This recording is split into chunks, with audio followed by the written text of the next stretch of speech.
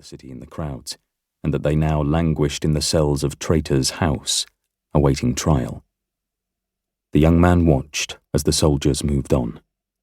He counted 30 breaths before trusting his life to the rusty drainpipe that snaked down to the street below. Dropping the last few feet, he ducked back into the shadows, glancing up and down the street to make sure nobody was about. The stables backed on to Hammergate, one of the smallest entrances into Highcliffe, traditionally used by the wealthier merchants who wanted to avoid the congested Mucklegate and Kingsgate. It cost a few bronze more to enter Highcliffe via Hammergate, and consequently many of the townhouses in the Tall Quarter were home to Westland's most successful citizens.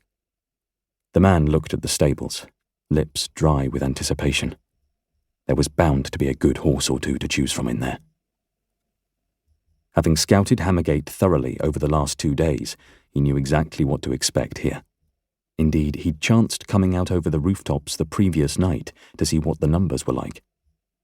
2 soldiers manned the gate after dark, and they'd remained in their guardhouse for most of this time, stepping out only once to speak with their colleagues as they passed on patrol. The stable block was right beside the gate, making access directly from it and out of Hammergate relatively simple. If the gate was open. If.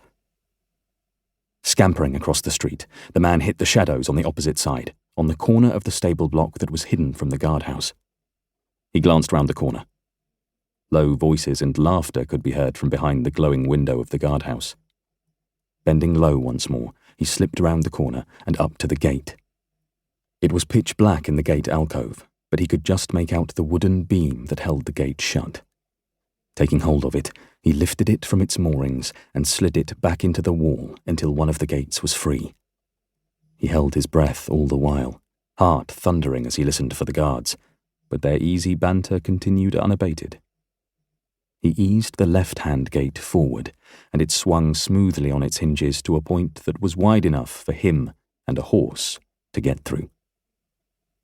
Backing away, the young man disappeared into the stable block. Stalls lined the walls on either side, the gentle sounds of horses moving lightly in their sleep emanating from each of them. He looked quickly into the stalls as he passed, left and right, trying to find a likely candidate. Halfway down the corridor, he did a double take.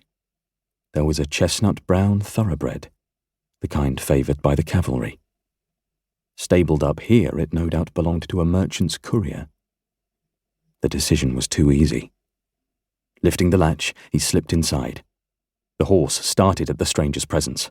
He stepped up and smoothed his hands over the animal's neck and back, quickly putting it at ease.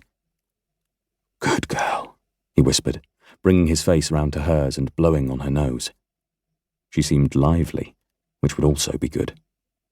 It had been so long since he'd worked with a horse that he found himself smiling. He reached in front and began to untether her from a stone ring that held her close to the wall. As he was distracted, he didn't notice the rising glow of lamplight behind him. "Who are you?" He turned quickly, but it was too late to hide. An old man stood in the doorway, a hooded lantern held up so he could better see the intruder. "I'm Goodman Wake's courier," he said, thinking quickly. He squinted into the light, unable to fully make out the old man's features. "Just come to check on my horse."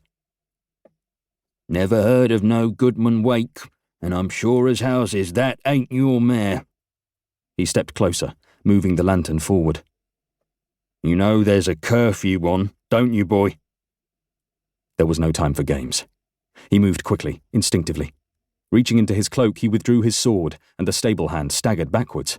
The old man swung the lantern defensively, and the metal casing caught on the swaddled pommel, tearing free the material that covered it.